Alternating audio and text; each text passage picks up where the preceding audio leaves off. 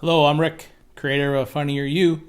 In this video, we're taking a look at developing observational humor skills, and we're going to dive into some examples from Jerry Seinfeld. The first skill you're going to want to start focusing on is just making daily observations. At the end of the day, or as you go throughout your day, write down some things that you would normally dismiss. Setting you up for what we're going to look at from Jerry Seinfeld, the name for a nose job is rhinoplasty, right? You go to the grocery store, you see seedless watermelons, right? You go out to eat for lunch, and you go to a Chinese restaurant, and there's chopsticks. And then finally, you fly home that evening, and you get on the plane, and they're doing a demonstration on how to buckle a seatbelt, right? All normal things that most people would just let happen and never get a second thought. Well, this is where you're going to develop the skill of having the second thought. So let's look at Jerry Seinfeld examples. A friend of mine is going in for a nose job next week.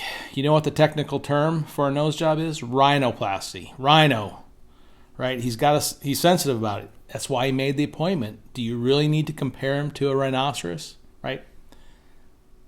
There's the humor, there's the observation, right? So then seedless watermelons.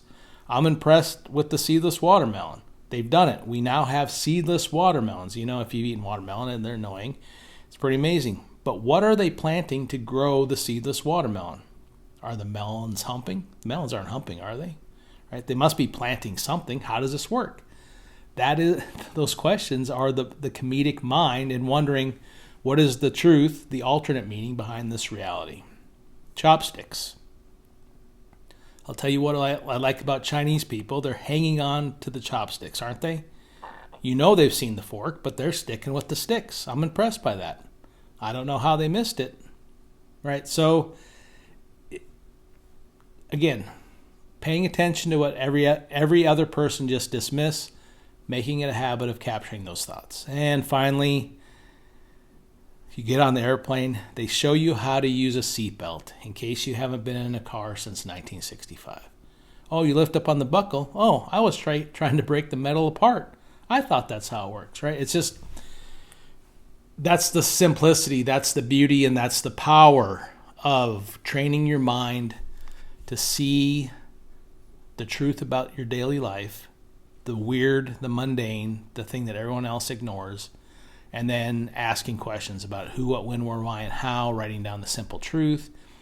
You pull into a parking lot, you see a sign that says fine for parking, right? So write down fine for parking. And then you realize that fine has two words.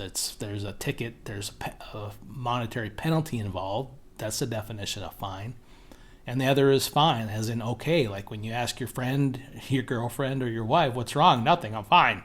Why do you keep asking me that? And it's like, fine. And so that turns into, if you see a sign that says fine for parking, it's not. And that putting that puzzle together is what will cause people to laugh and have fun. That's how you develop your observational humor skills. Is one, first you have to observe, and then the second is making the connection, asking questions, and deriving to alternate meanings, and have fun. Now, if you do that, I promise you, keep working at it, you will become a funnier, observational, funny you. Look forward to seeing you on the next one.